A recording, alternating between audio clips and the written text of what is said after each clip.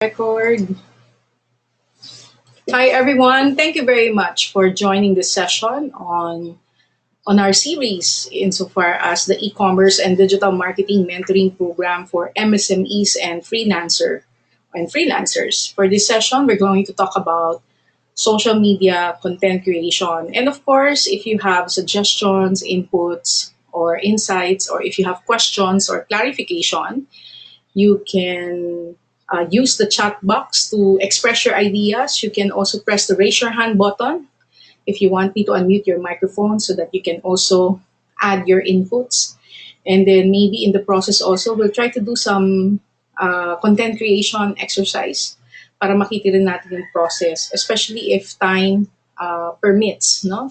Kasi we only have 1 hour for this session.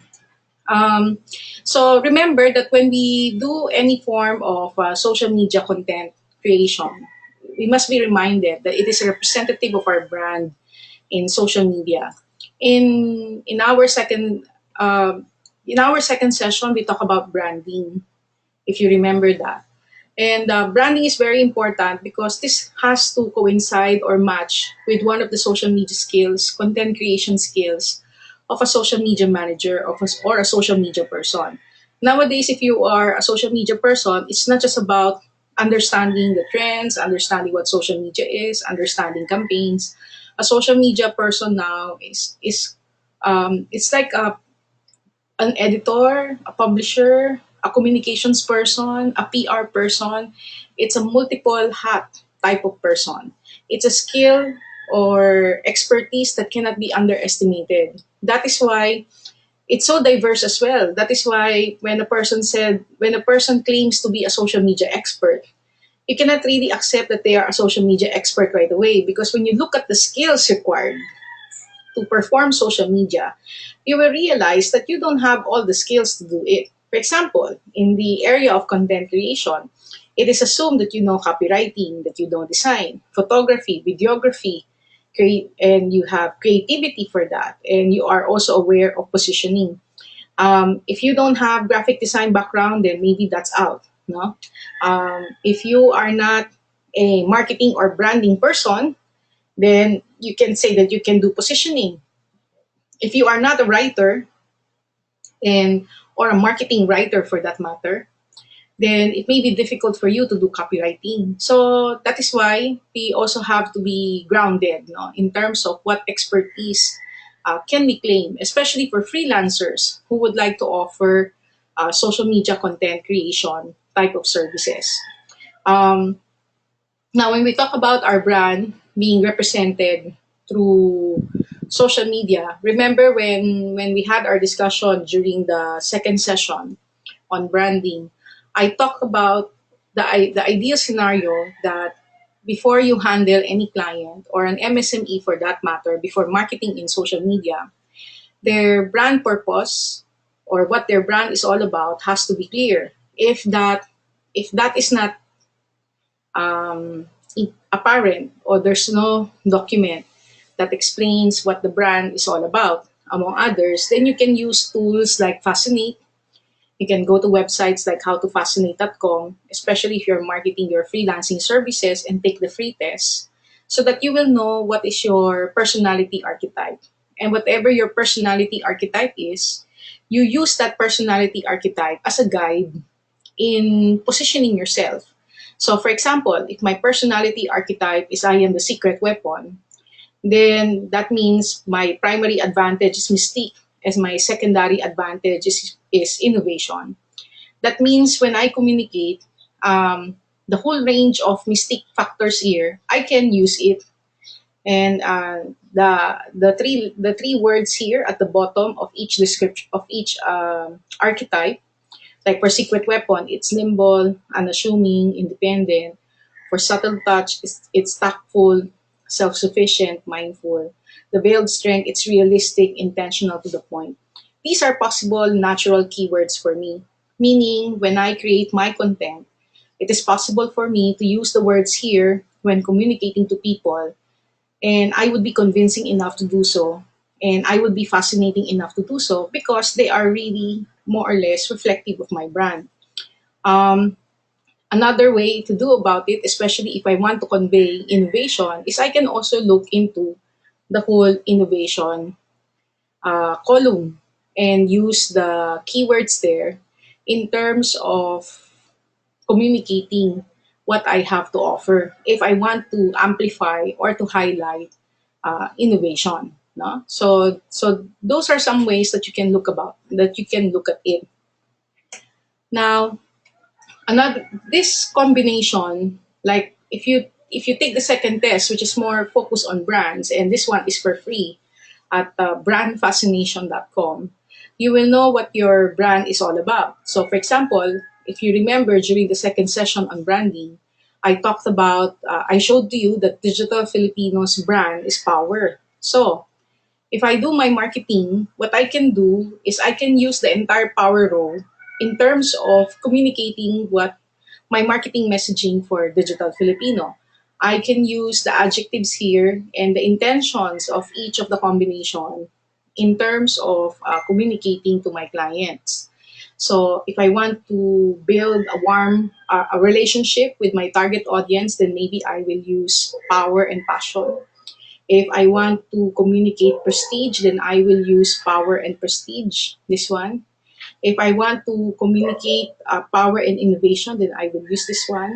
If I want to convey trust, then I will use this one. If I want to be subtle in my approach, then I can use power and mystique. But at the same time, communicating a strong messaging. And then I can also use power and alert if I wanted to. If I want to show how meticulous, or if I want to reach out to people who are very meticulous in nature, no? So these are some examples of guidelines that can be used, and hopefully, if there's time later, I'll be able to demonstrate on how I can use this for the sake of content creation. Now, remember, apart from that, please remember that when you are creating social media content, another way that this chart can be useful to you, this one or this one, is that if, let's say, you are trying to position a product or service, in how many ways can you position it? So it depends on how you look at it. So if I am recognizing that there are 49 personality archetypes, or let's say if I will remove all the double troubles, which makes it 42, then it means that I can position the product in 42 ways. So whatever I am promoting, whatever I am pushing, I should be able to push it in 42 ways and be able to communicate in 42 ways. So that's the idea there. Now, remember that when we communicate through social media, it you need some form of consistency. Consistency. Remember, serious is okay, but boring is not. You don't have to be fun all the time if that is not, or playful all the time if that is not the nature of your brand. No, you also have to be authentic. Just because there's this popular page who's very funny and they have a lot of engagement, a lot of following, you will also tackle the same. You will also embrace the same tactic, hoping to elicit the same results. Yeah, you may be able to follow it and may be able to get some traction from there, but it does not necessarily mean that you're attracting the targeted market. For example, in Digital Filipino before, and in my page, janetoral.com, there was a time that I really got interested in reaching around 20,000 likes on my Facebook page. So I was using tools like Boost Post, I was using the Page Like campaign, among others. Until one day, I decided to hire a content creation person who was creating infographics for me in Filipino. Um, so the idea there was for Digital Filipino, the content must be factual, while for janitorial, it can be a little bit of playful, no? And then I was able to get a lot of traction for that. But later on, I realized that yeah, my page likes has increased, no? Pero it does not necessarily mean na these people who have liked my page are really my target market. So that is why you have to be very careful. And be very careful as well for MSMEs who are hiring social media persons and giving following as one of your targets. Because the last thing that you want is for this person to engage in paid services that will commit to boosting the number of likes that your page will have, but these are not necessarily authentic likes. So what is important is for your page to have authentic likes. So I'll give you an example um, para makita niyo yung sinasabi ko sa inyo na ginawa namin. We did this a few years back, and surprisingly, hanggang sa ngayon, medyo may traction pa rin yung mga content na yun, no? I think meron pa rin eh. Kaya, okay, tingnan ko lang ah. Um,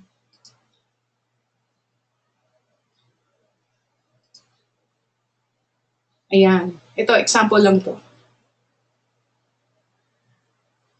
So we have contents like this one, no? So, si original. Sabi ng aking ENT doktor, 2 beses lang sa isang linggo ang paglinis ng tenga dahil ito ay naglilinis ng kusa. High-tech, no? May iba pa akong dagdag kaalaman na kinuha rito. So, di ba marami mga informative articles. So, we use a lot of the informative articles to create basic infographics, no? Pero like this one, kita nyo, ang reach niya umabot ng 500,000 and it merited more than 6,000 shares. Alright? So, marami akong ganitong content na ginawa noong mga panahon na yan. No? Na maraming, na kahit pa paano, malaki yung naging traction niya. But the problem there is, hindi ko naman masasabi na sila yung target market ko. So, when did I decided to stop it? Nung may mga tumatawag na sa akin doktor. Nung tinatawag na akong doktor, ayun na, nag-decide na ako na mukhang, although nag-enjoy ako kasi nag-share ako ng mga factual information, pero the mere fact na tinatawag na nila akong doktor, eh parang weird na yata yun. In fact, may mga post pa ako na umabot pa ng 1 million reach, may mga post ako na umabot ng mga 100,000 shares, no? Dahil informative siya. So, of course, at that time, parang tuwan-tuwa ka. Wow, ang ganda ng traction. Pero, hindi necessarily mean na successful ka. Kasi, hindi mo naman masasabing sila yung target market mo. Parang nag-entertain ka lang ng audience, pero hindi mo masasabing sila talaga yung target market mo na audience. No? So, here's another one sa Digital Filipino. I think it's still here. Tingnan natin. Ayan, ito naman sa Digital Filipino. Ito, medyo mga ano to. Yan, laptop, pag-aalaga ng battery. Ito, naka 600,000 reach, 7,044 shares. Okay? So, sa Digital Filipino, parang mas informative siya, no? At saka medyo techie-techie na related siya, no? So, yan, sample yan. Another one, ayan, pagkakaiba ng social media at networking. I'm not sure, pero walang nakalagay dito na reach na, no? Pero naka 370 shares to. And then, yung iba parang websites lang. So, like ito, yung pagkuha ng passport. Yan, naka 68 shares siya, 2,908 reach. Meron din akong post na parang maraming nagalit, yung ano yung mga hindi dapat i-post online, no? Tapos yan, ito, naka 5,058 shares, 500,000 na reach. So, pwede ko sabihin na alam ko na yung feeling na, ano yung feeling ng marami nag-share ng content mo. Pero yun na nga, kung hindi naman siya in line dun sa ginagawa mo, hindi mo rin masasabi na tama pa rin yung, na tama ba yung ginagawa mo o hindi, no? Kasi pwedeng hindi naman siya nakaka-yield ng iyong desired results. Alright? Kaya dapat, kailangan mas clear sa atin kung bakit ba natin siya ginagawa to begin with. Okay? Merong nag-press ng raise your hand button. Okay, si Geraldine, I think Geraldine, nawala yung connection mo, no? Okay. Geraldine, it's your audio that has, na parang nagkaroon yata ng challenge. Okay, so let's continue. So you have to decide what your social media brand voice is going to be all about. What character do you want to portray? What tone do you want to portray? What language do you want to use? And what is your purpose? So, if you know your brand, then dapat hindi ka dapat struggling dito. Hindi ka rin dapat magkaroon ng split personality na nag-iiba-iba ka ng approach, no? Pwede kang magkaroon ng some form of consistency kung paano mo siya gagawin. Alright? And then, meron din tayo tinatawag na voice to tone. Maganda siyang gamitin, lalo na kung if you're gonna hire people who can work with you. No? So, like ito, your voice is, ano yung personality trait niya? Okay, so halimbawa sa akin, your voice is independent. Ang voice namin is always independent. Right like this, so pwede ako magpakita ng positive example, pwede ako magpakita ng example, especially if I want to give guidelines to other people kung ano yung gagamitin nila. And not like this, ano yung counter example that I don't want to be followed, and explain why, bakit ganun yung approach. Maganda tong gawin kung, especially if you're working with someone else. Lalo na sa mga freelancers natin na merong client, kung kayo yung mag-handle ng social media nila, pwede mong itong hingin sa kanila. Ano yung personality? Right like this? Can they give you positive examples? Ano yung mga post na ginawa nila na ayaw, na ginawa nung dating humahawak na account nila na hindi nila nagustuhan, na you need to be mindful of to make sure that you will not commit the same mistakes that they have in the past. Okay? And of course, understanding the rationale would be better kasi minsan may gusto kong gawin na ayaw nila, hindi mo maintindihan, hindi mo magets to the point na susuway ka, no, para magawa mo lang yung gusto mo. And then, later on, magiging issue pa siya, no? So that happens. Pero tandaan natin, the customer is always right. So, dapat maging masunurin muna tayo and may we haggle our way, especially as our credibility with our client increases. So, there's also another thing that you have to consider, yung tinatawag nilang social media style guide. So, in your social media style guide, ayan, di ba remember nung session 3 natin? Was it session 3 or session 4?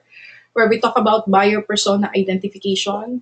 So, yun, ano yung mga personas that we have to think about whenever we write. Halimbawa, kung ang target market ko lagi ay MSME at freelancer, so whenever I write, I always have to think about MSME and freelancer makakabasa nito. Although in reality, non-MSMEs and non-freelancers will be able to read it. It doesn't matter na sa akin. Basta as far as I'm concerned, my content is designed for MSMEs and freelancer. Okay? Branding, yun, colors, logo, among others. Although sa Digital Filipino, medyo suwail ako dyan kasi parang I really like to experiment with colors. Pero siyempre sa mga clients natin, baka dapat talaga may mas mga sundin tayong framework for this purpose. Language, yung binanggit natin kanina, and hashtags na gusto nyong gamitin whenever you post. So, you can choose a color or palette that reflects your personality. Actually, when you use platforms like Canva, at gumawa kayo at ginamit niyo yung kanyang branding na tutorial, doon sa branding na tutorial niya, ito ang papagawa niya sa'yo, 5 steps. Choose a color palette that reflects your personality. So magkakaroon ka ng 3 color palettes na pwede mong paglaruan o pwede mong gamitin whenever you make a post. Kaya may mga nakikita tayo nagpo-post na consistent yun ang colors nila, di ba? Kasi yun na nga yung parang pinaka-color palette nila. And then you can also choose a charismatic title font. Yung magandang title font. At ideally, yun ang ating gagamitin. And fonts for your subtitle and body text. If you have a logo, and ideally you have a logo if you're creating a branding kit, ano yung ma-upload mo siya at malagay siya in tamang dimensions para hindi rin naman siya makaka-obstruct. And leave clear space around your logo to make it stand out. or to make it pop, as we say. So it depends on what colors you will use. Like for example, Digital Filipino, ang kanyang color ay yellow. So yellow, yung gumawa kasi niya, yellow ang ginamit niya eh. Although pag tingnan mo yung description ng yellow dito, it's fun, humor, and energy. Sabi ko, pwede siguro yung fun because tingin ko naman sa e-commerce, saka digital marketing, fun siya. Yung humor, depende. Parang hindi ako ganun. Depende. And then energy, yeah, it's a dynamic field. But of course, that's why you're choosing three colors para kahit paano mas makapag-adjust ka kung ano talaga yung pwede mong gamitin, no? I'm also using purple in our site. So ayan naman ang description niya, luxury, imagination, and playfulness. I like the description of purple. Maybe not on the luxury side, but definitely it reflects our imagination in terms of the content, the possibilities of e-commerce. Your imagination is your limit, no? And I also hope it will reflect some sort of playfulness. Yung mga experiments like doing this entire webinar series where people might sometimes question why we're doing it this way. So that's part of our being playful on with our content and with our communication ideas to our target market, and really making it count for the people who make time for it. No, so that's the idea there. So for your style guide, so you choose what colors do you want to use consistently, what fonts to use. You can also give some guidelines on how your brand will be mentioned. For example, for Digital Filipino, ngayon, ginagawa ko na to eh. I remember being interviewed so many times, yung Digital Filipino, instead of being mentioned as digitalfilipino.com, they mention it as Digital Filipino na 2 words. So ngayon, talagang ini-emphasize ko na when you write Digital Filipino, write it as digitalfilipino.com. That's our brand. That's our branding guideline. No? I remember there was a time na I covered an event. Nagkamali yata ako ng pagka-type ng pangalan ng brand. Na-miss ko yung isang capital letter. Talagang irritated yung PR, yung international. Kasi syempre parang may branding guidelines sila eh. So parang feeling nila pumalpak yung local PR kasi hindi na na-communicate ng maayos yung branding guidelines. And sometimes talaga, hindi, nagmamadali ka kasi. No? So kaya kailangan malinaw yung branding guidelines. So like gaya nito, sa Fascinate, we have what we refer to as the Fascination Advantage Report. Whenever we communicate that, we have to type it as Fascination Advantage Report with a trademark or with a registered mark. Hindi pwedeng may small letters dyan at walang registered mark. Like for example, I'm part of the John Maxwell team. When we communicate the John Maxwell team, we have to include the word the and it must be capitalized. We cannot communicate the John Maxwell team with the a small letter and team a small letter. So kailangan capital lahat yan, the John Maxwell team. No? So, for social media content creation, another thing that you have to consider is what we refer to as the social media content plan. Now, for your social media content plan, the reason why we want to do content, there must be a purpose why you're doing content. No, we have this term that we refer to as funnel marketing. No, hindi ka naglalagay ng content for the sake of dumami lang yung likes mo o dumami lang yung mag-share ng content mo o dumami lang yung reach ng iyong post. Kailangan meron kang conversion somewhere along the way. And that is what we refer to as funnel marketing. So knowledge of content for each funnel stage, at kailangan may basic sales skills ka ang isang person who is involved in funnel marketing because you're looking at the entire process as part of a sales process. If you want to develop your skills also in funnel marketing and couple it with sales, one of the free online courses that I would suggest that you take is from HubSpot.com. They have a program called Inbound Sales Certification. I was able to get my certification there, yung Inbound Sales Certified. No? Panatake mo yung course na yun at napasa mo yung test, magiging inbound sales certified ka. And for me, that's one of the best programs na meron out there na free at talagang mapapakita mo na may knowledge ka nung sales process at every stage. No? Kaya kung mag-hire ka ng tao, Then kahit pa paano, kung may certification siya, then at least alam mo na you can be on the same level of mind o framework. Pag sinabi natin ganitong gagawin natin, wala kayong confusion pagdating sa mga jargons kasi na-take na niya yung course na yun. So I would suggest taking that, especially if this is something that you would like to do or to focus on, no? Yung inbound sales certification. Understanding the funnel and having strong communication throughout the stages. Now remember, in yung tinakal natin yung inbound marketing, it is a reflection of the buyer's journey, yung awareness, consideration, decision. When you do social media content creation, ideally, you must have social media content that would fit in the awareness section, consideration section, and decision section. But of course, from a bigger perspective, which is social media marketing, or from a bigger perspective, which is online sales, it's not just about posting on social media. It's everything that you do to engage the prospective buyer, including sending direct messages, sending of emails, no? Kung talagang meron kayong digital sales na online sales team na talagang nagpa-follow through din sa inyong target market and not necessarily limited dun sa mga pinopost nila online. So in the awareness stage, remember, the buyers are unaware of their problems. At pagdating sa consideration stage, they already understand their problems but need more information.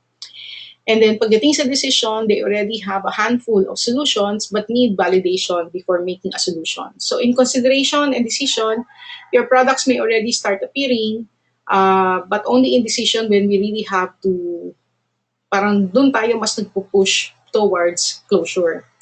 So I'd like to share to you some notes on the marketing funnel from Facebook. No, I'm sharing this to you kasi meron kaming parang collaboration, no, in terms of being able to teach some Facebook curriculum in our programs. I'm already thinking whether we will do an entire webinar series on Facebook through YouTube, pero siguro hindi mo na ngayon. But I think somewhere along the way, we might do it, no? So let's talk about the marketing funnel. I hope hindi nag-crash yung aking slides here. So before a customer buys something or signs up, di ba sabi nga natin, dumadaan ng isang customer through what we refer to as a hero's journey. So in this example, if Ploy wants to buy some dinner, sa kanyang awareness stage, nag-iisip siya, ano muna ang kakainin niya for dinner? Pizza ba? Mag-rice bowl ba siya? O kakain siya ng noodles? And then, iisipin din niya kung noodles ang kanya naisip, saan siya kakain? Sa veggie noodle station, sa noodle house, or sa chef noodle house. Pagdating sa consideration, then may mga titingnan na siya. Ano ba yung price, food quality, menu choice. Especially if they want to try something for the first time.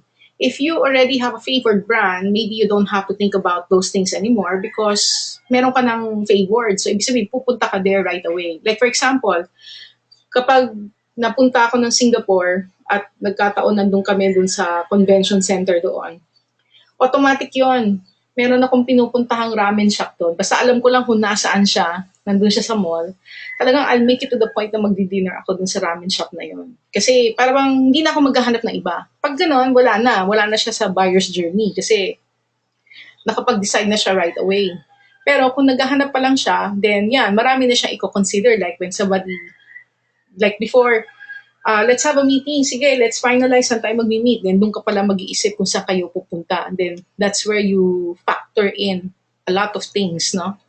So, yan, you look into price, food quality, and menu choices.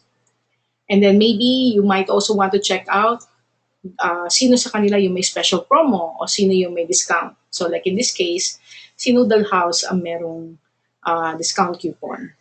And then, pagdating sa conversion, yun, titingnan mo na, saan ba siya located? Madali ba siyang puntahan?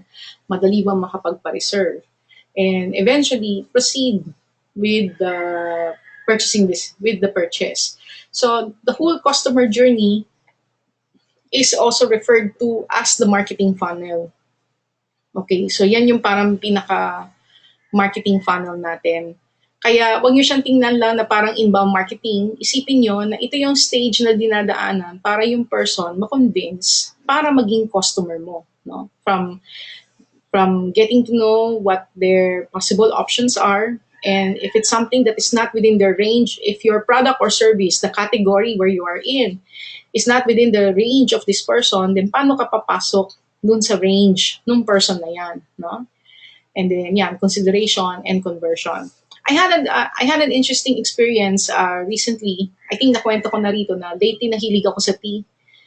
Then na-realize ko, sabi ko, oh, nung December, dami ko pala, may mga nagbigay pala sa akin ng tea na hindi ko naiinom. Sabi ko, sige na nga, simulan ko na siyang inumin.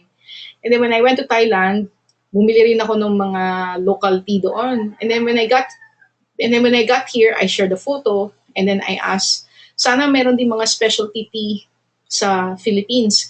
So yung awareness na tea is a good option. There are a lot of contents published online that presented tea as a healthy drinking alternative, no, to coffee.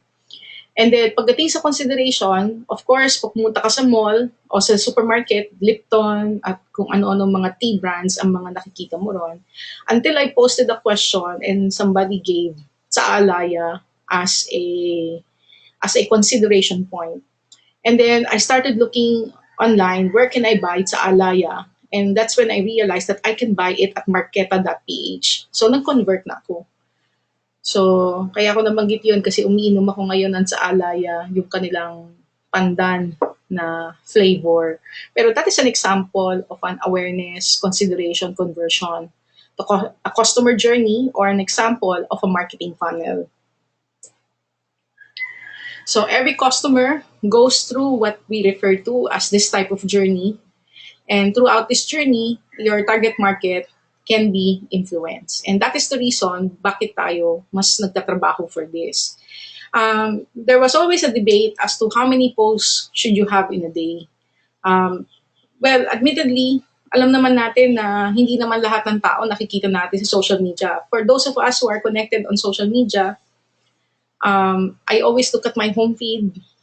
I make time to look at it. Pero I must admit, kahit na 5,000 yung connections ko ron, hindi lahat ng tao nakikita ko sa home feed. Most likely, ang nakikita mo sa home feed, yung mga nakaka-PM mo madalas, yung mga na-respondan mo ng content in the past, or whose content is similar to content that you have liked in the past. No? Na parang makikita na meron kang inclination or liking for that content. And perhaps including those na yung mga content na nilike ng maraming tao. No? At saka kasama na rin yung freshness, may bagong content, makita kagad siya immediately ng maraming tao na naka-online. But of course, there's also the challenge na there's shortened attention span. So that's why our messaging has to be bolder. Kailangan mag-stand out siya. And if possible, madali siyang i-process. Kaya nga yung mga gumagamit ng shock value, mapapansin nyo, may mga nagmumura online, may mga nagagalit, gumagamit ng mga emotion, extreme emotion, among others. That's part of their bolder messaging. Pero of course, it does not necessarily mean na makakabuti rin siya sa brand nyo. Kaya kailangan pag-isipan nyo siya mabuti.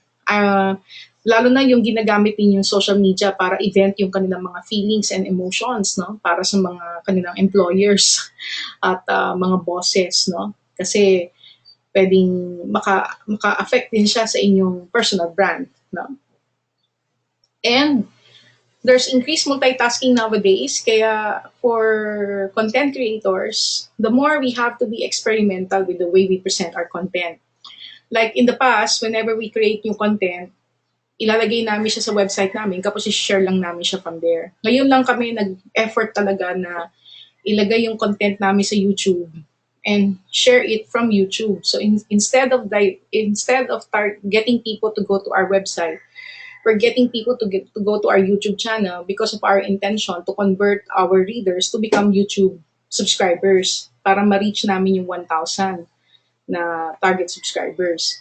So pero ang ano ron, yun, nandun yung challenge na kailangan maging flexible ka na pagdating sa mga ganitong changes ng ating target market ng marami siya nakikitang content. So, kailangan mas mag-pop out yung content mo. So, kailangan maraming experience. No? And remember, Gladwell once said, si Malcolm Gladwell, siya yung author ng Blink, at siya rin yung author ng The Tipping Point. For those of you who have not read The Tipping Point, I think it's a good read, especially if you are into social media content creation. You will find a lot of inspiration in it.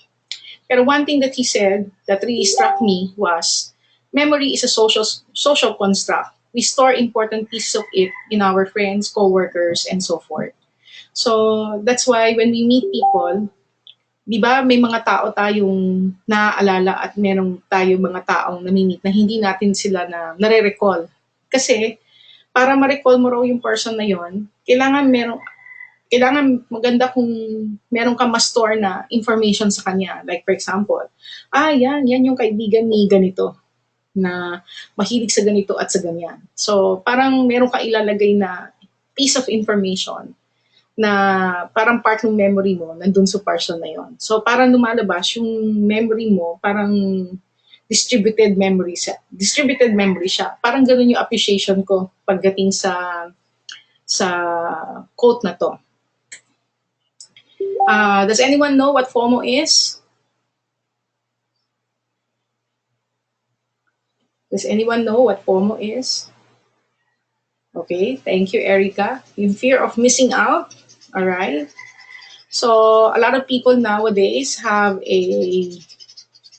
parang they're doing what they're doing because of FOMO, and I guess that's also the reason why some are quite extreme in what they do.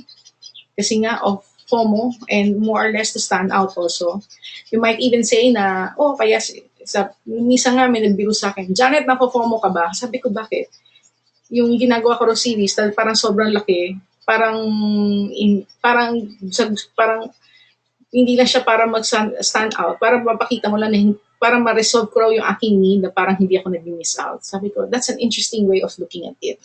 Pero sabi ko, hopefully hindi naman yun ang reason. Pero but definitely, I know I've missed out on taking care of my YouTube channel. So if taking care of my YouTube channel now is a sign of FOMO, then so be it, sabi ko sa kanya. No? And there's also what we refer to as status anxiety. No? Diba? Parang, yung iba, parang basta may ma-post na lang, kung ano na lang ang pinopost. Kasi nga, parang kailangan may status siya lagi. Kailangan meron siyang kinikwento. To the point nga na kapag nag-post ka ng status at wala nag-like ng status mo, napapraning ka pag wala man lang ni isang tao nag-like ng post mo. I'm sure you've experienced that. Have you ever experienced that? Yung nag-post ka at wala kang nakuha ni isang like?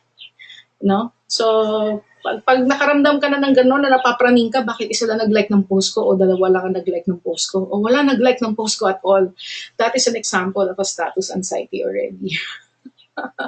So, it happens. No? So, anyway, just be very cautious of that. Always focus on your objective, especially for MSMEs and freelancers when you're doing your content creation process.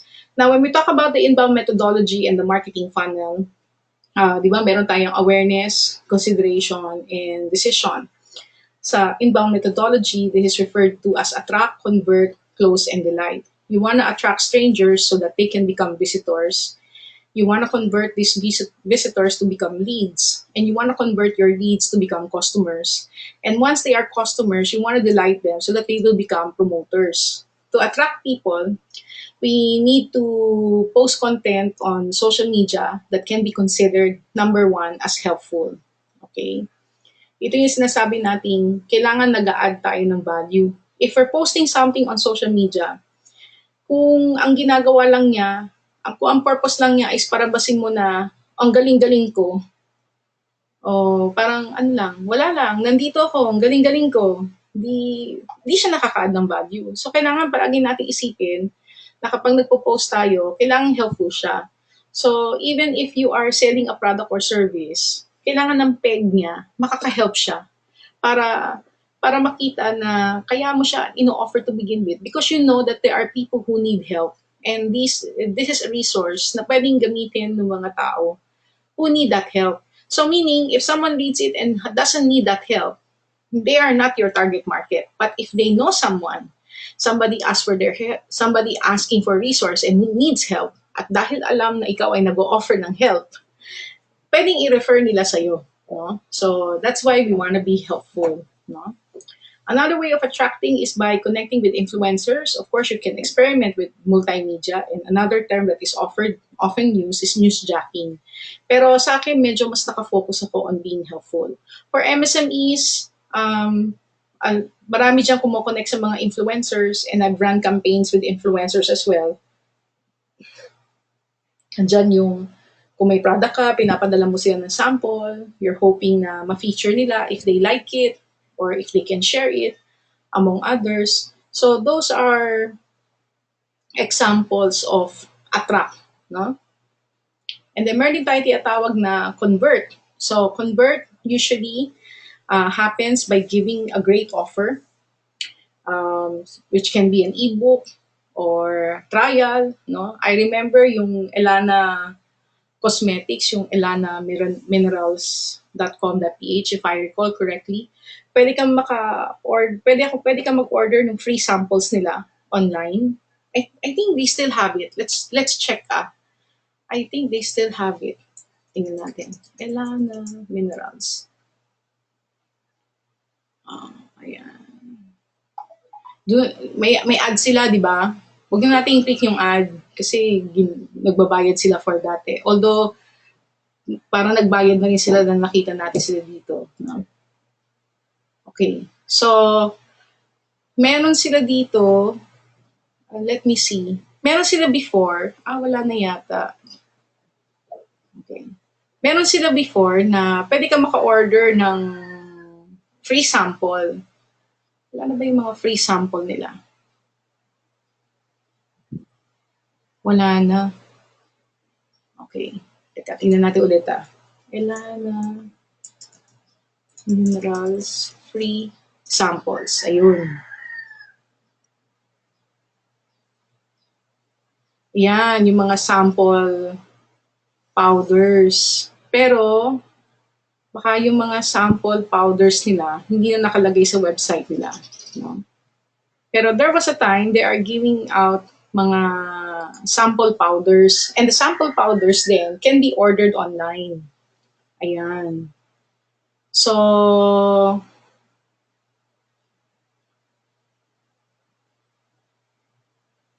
pwede mo siyang orderin online.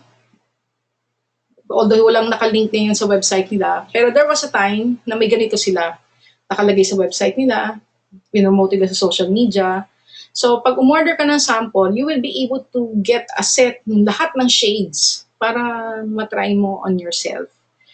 Nakaganito na nga ngayon eh. Dati parang parang cellophane na magandang quality naman.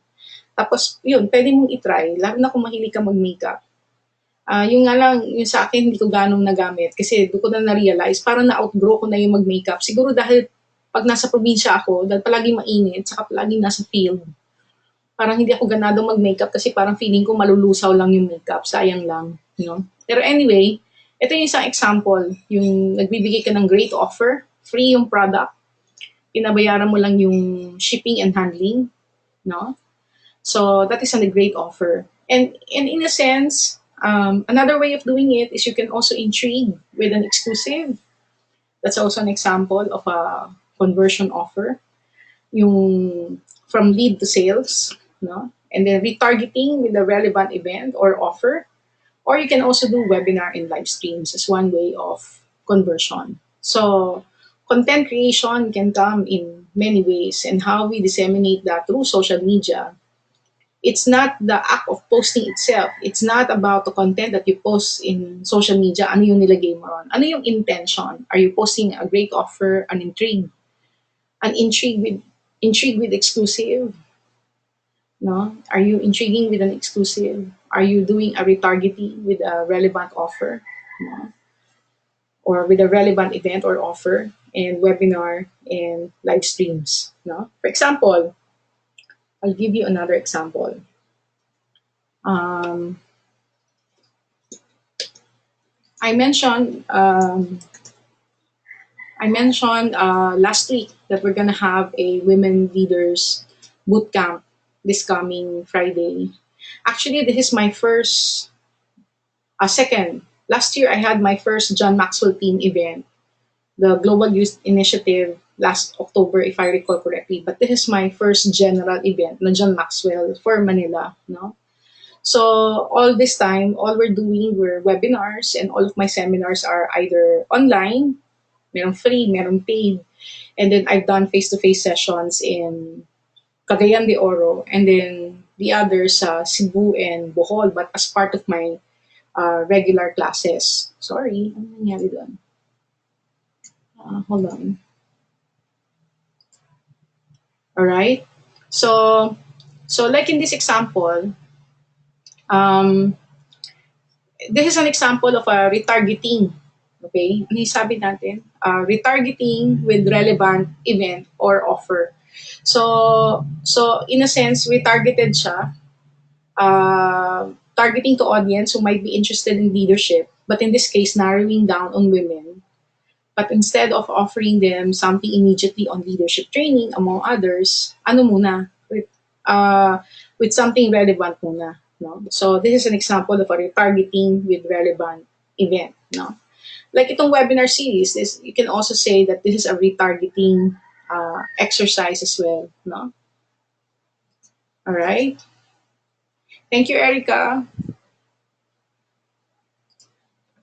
So if you want to close, so there are many ways that you can do closing, but usually the popular way of yung popular ones that are being observed by a lot of people, yun, they feature customers, no? Kaya nag-feature sila ng mga customer testimonials sa real estate, pati yung mga contract signing nila dun sa mga bumili ng property, sinishare nila sa social media. No? So that is an example of featuring customers. Dati medyo interesado ako sa pag-feature ng customers, pero recently hindi eh. Parang very protective ako sa aking database. Siguro dahil nga yung part na rin ng mystic na persona na less is more. Although parang people may say that, people may think that I'm oversharing a lot of things. But definitely yung connections, contacts, network, that is something that I don't easily share with people. No? So kaya hindi ako basta-basta nag-feature ng customers because I value that privacy a lot. No? Another way of doing, but for those who are comfortable, then that's okay, no? So, yun, pwede kayo mag-feature ng customers. You can also put price upfront to your targeted segments. Minsan nga may nagtatanong, tama ba yung pa nag-announce ka, binabanggit mo kagad yung presyo? Dapat, or is it better that you make them go to your website to see the price?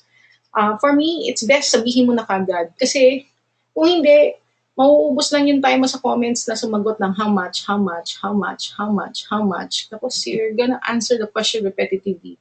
In fact, even when you said how much already in your announcement, they will still ask you how much, how much, how much. No? Kaya minsan maganda na yung sabihin mo na kagad yung presyo para at least solve the problem right away. No? Para bang get that concern address. At saka huwag kayong mag-isip na porket nag-inquire sa price, interesado na. Not necessarily so. Baka dahil hindi mo lang nabanggit. But of course, a person making an inquiry, you can say that there's a slight interest there, no? Or slight curiosity for that matter. If you can also demonstrate a product in action, or sometimes we refer to them as testimonial, then that can also be an interesting way of helping close the deal. You can also make it free at first. Parang free for the first 2 months, and then on the third month, they have to pay for it already. That can be part of a closing strategy too. And then another way that you can do it also, there's a fourth stage, yung tinatawag nating mag-delight.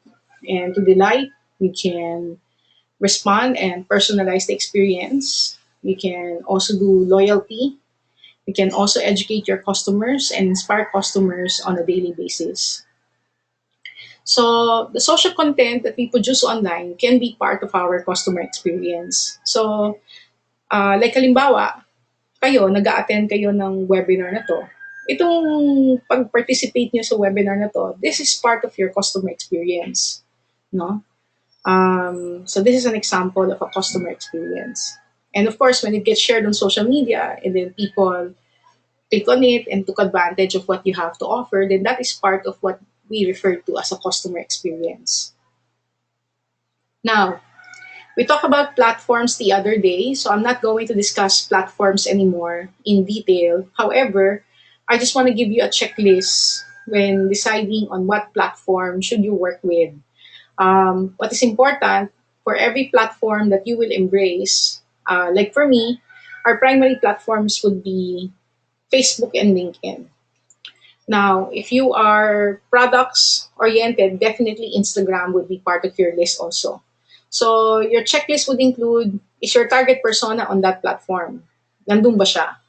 Kaya kami nagpo-post pa rin kami sa Instagram kasi kahit pa paano nandun sila. Pero hindi necessarily para maghanap sila ng products. They're there to connect with friends, no? So, will this feel the need that my other accounts can't? Is there anything that you can do through that platform that you cannot do through your own account?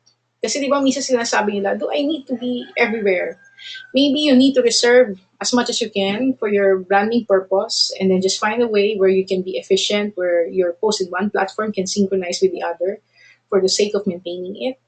But and for the sake of branding and securing the placement of the brand in that social media platform.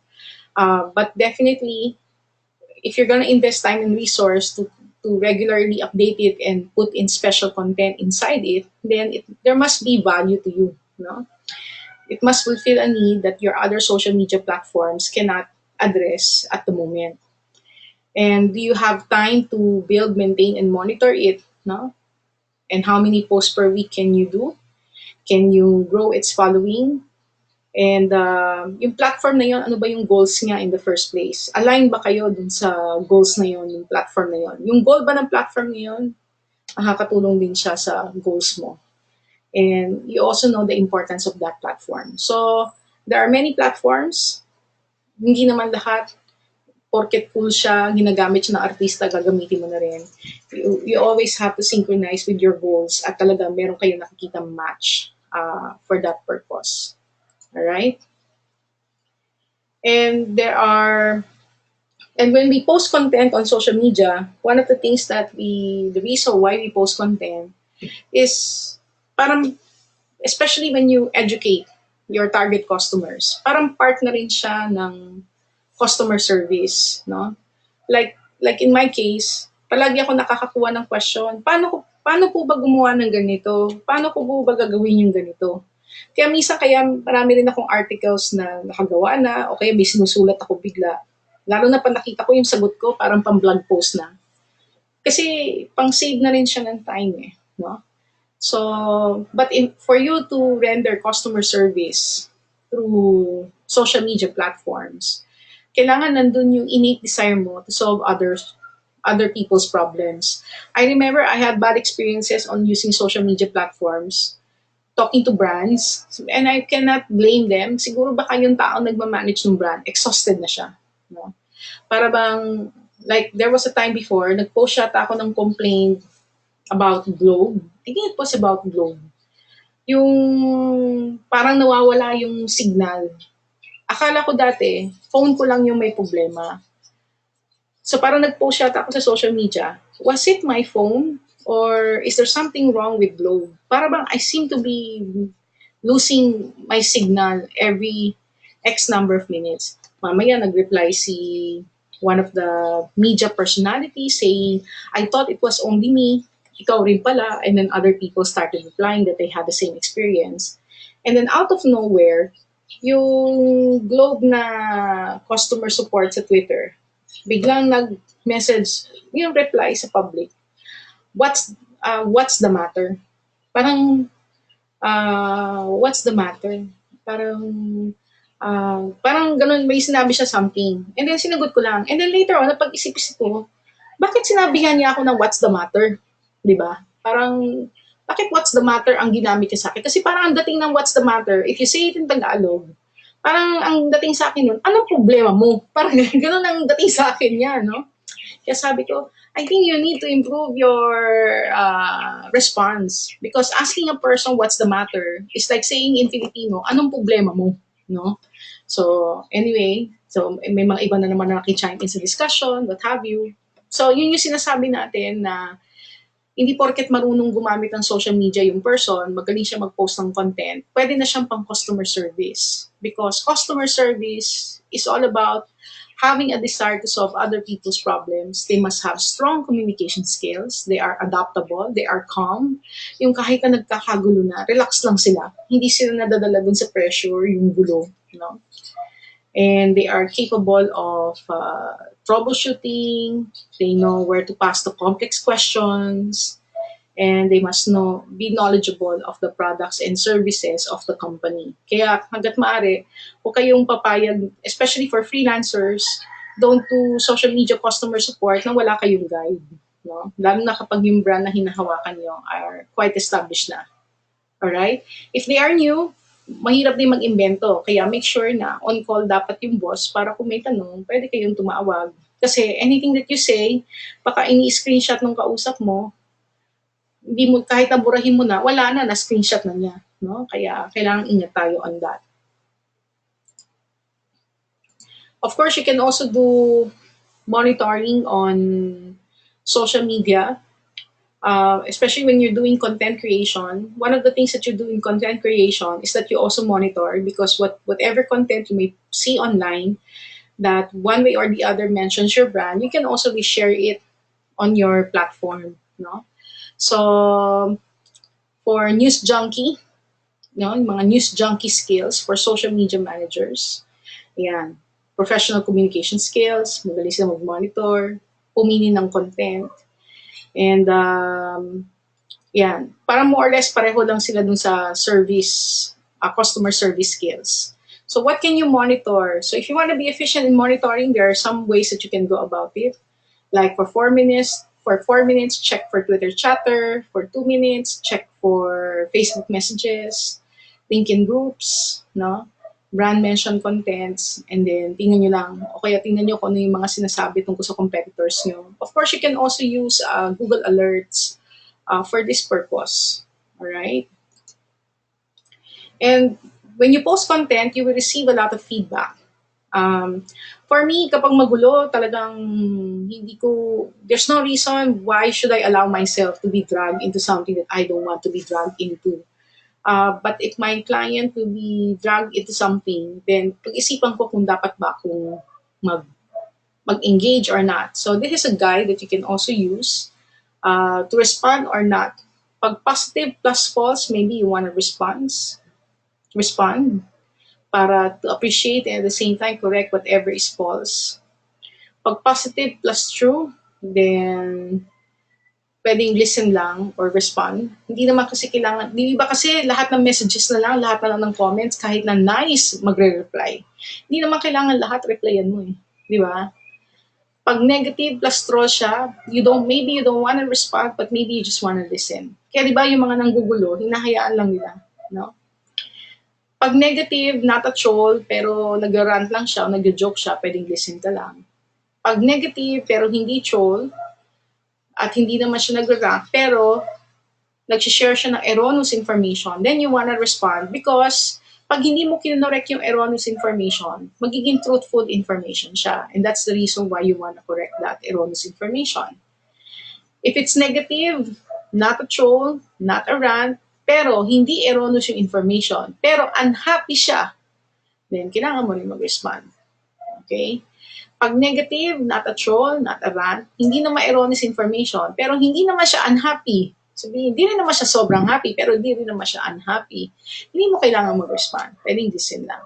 So this is a sample. Hindi necessarily yan yung gusto nating sundin.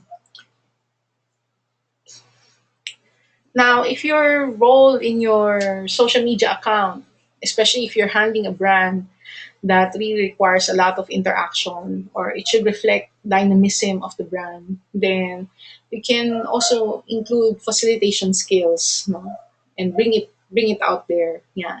Stimulate discussion, no? And be connecting. Pero yun na nga lang, madaling sabihin to, pero nowadays nga, because of how social media is designed now, I mean, for platforms like Facebook na yung mga content ng mga pages, hindi naman basta-basta lumalabas sa newsfeed, pwedeng yung ability to engage is not as high as it was before, or you have to be funny or something para para ma-reach mo yung ganung level. So, hindi siya nag-fit sa lahat ng mga products. So, siguro sa akin, mas sinahabol ko, for as long as may nag-engage sa'yo offline o may nag-PPM, I think that's a positive sign already. Alright, so thank you very much for taking time to listen to our discussion for today. No? So before we end our discussion on social media content creation, are there any questions or concerns that you would like to raise?